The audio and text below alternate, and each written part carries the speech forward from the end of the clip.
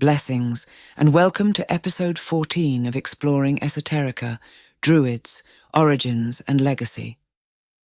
The ancient Druids emerged as a powerful learned class among the Celtic peoples around the 4th century BCE, serving as priests, teachers, judges and sages.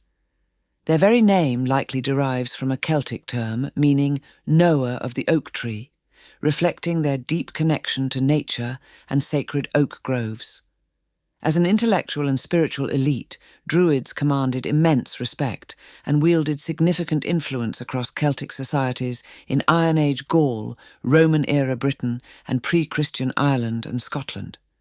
These prestigious individuals enjoyed notable privileges, including exemption from military service and taxation. Their training was extraordinarily rigorous, with apprentices studying for up to 20 years to master the complex oral traditions, religious practices, legal principles, and astronomical knowledge required of their position. This extensive education ensured the preservation and transmission of Celtic cultural wisdom through generations. Julius Caesar provided one of the most detailed early accounts of the Druids around 50 BCE, describing them as the primary arbiters of justice who could issue punishments ranging from fines to the severest penalty of religious excommunication, effectively banishing individuals from society. According to Caesar, Druids from across Gaul would gather annually in the territory of the Carnutes for important legal proceedings under the leadership of a chief Druid. Notably, he claimed that Druidism originated in Britain, with many continental Druids travelling there for advanced training, suggesting Britain served as a prestigious centre of Druidic learning.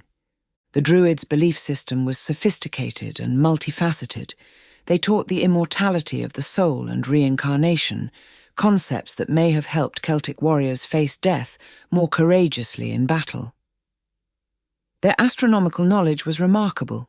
They maintained complex lunar-solar calendars to time religious festivals, as evidenced by artifacts like the Coligny calendar from the 1st century BCE, which demonstrates their sophisticated understanding of celestial cycles.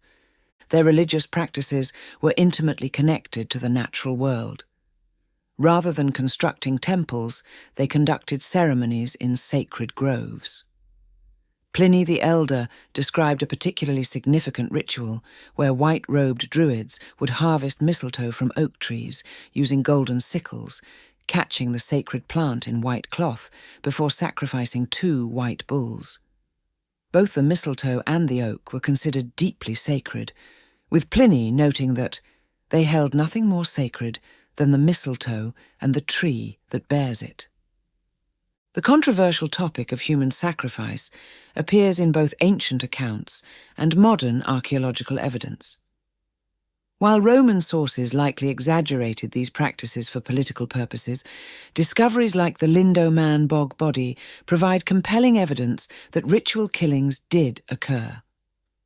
This well-preserved 2,000-year-old body shows signs of a carefully orchestrated triple death: bludgeoning, strangling, and throat-cutting, with mistletoe pollen found in his stomach, potentially linking him to Druidic ceremonies.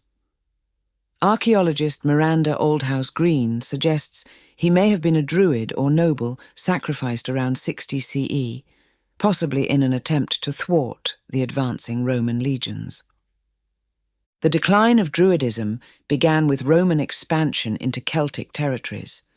The Romans viewed Druids as both religious rivals and potential instigators of resistance. Emperor Tiberius outlawed Druidic practices in Gaul around the 30s CE, and subsequent emperors Augustus and Claudius continued this suppression. A dramatic confrontation occurred in 60 CE when Romans attacked the Druid stronghold on the island of Mona, Anglesey.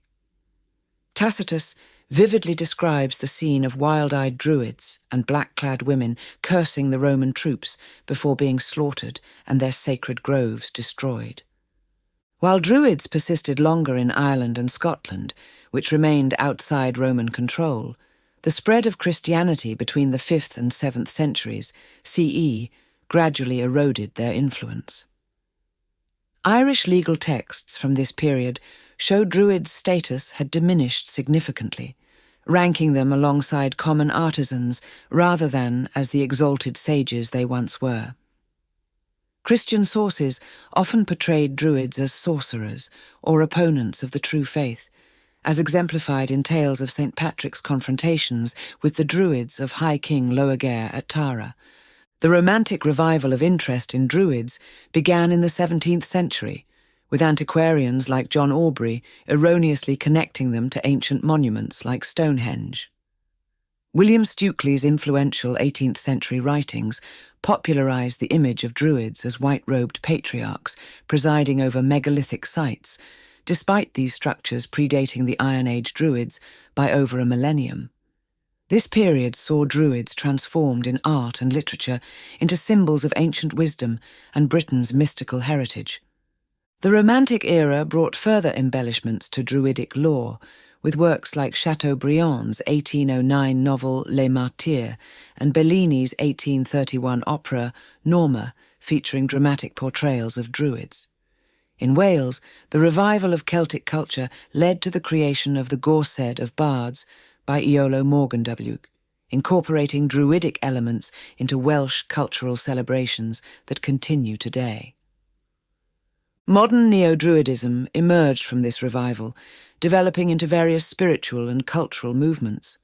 Contemporary Druid organizations like the Order of Bards, Ovates and Druids, founded 1964, and Arendryocht Féin, 1983, combine historical study with nature-based spirituality. These groups celebrate seasonal festivals, practice environmental stewardship, and seek to honor Celtic heritage while acknowledging that they cannot claim direct descent from the ancient Druids. Recent scholarship has helped separate historical fact from romantic fiction regarding the Druids. Archaeological evidence and critical analysis of classical sources have dispelled many myths while revealing a more complex picture of these ancient Celtic priests. The real Druids were sophisticated religious leaders and intellectuals who could be both peaceful scholars and participants in violent rituals, reflecting the complex society they served. The enduring fascination with Druids speaks to their powerful symbolic role in Western culture. From their historical origins as Celtic priest judges to their modern incarnation as environmental spiritualists, Druids represent humanity's ongoing quest to understand our relationship with nature, wisdom, and the sacred. Their legacy continues to inspire those seeking connection with ancient traditions and environmental consciousness in the modern world. This has been a presentation of Black Moon Publishing.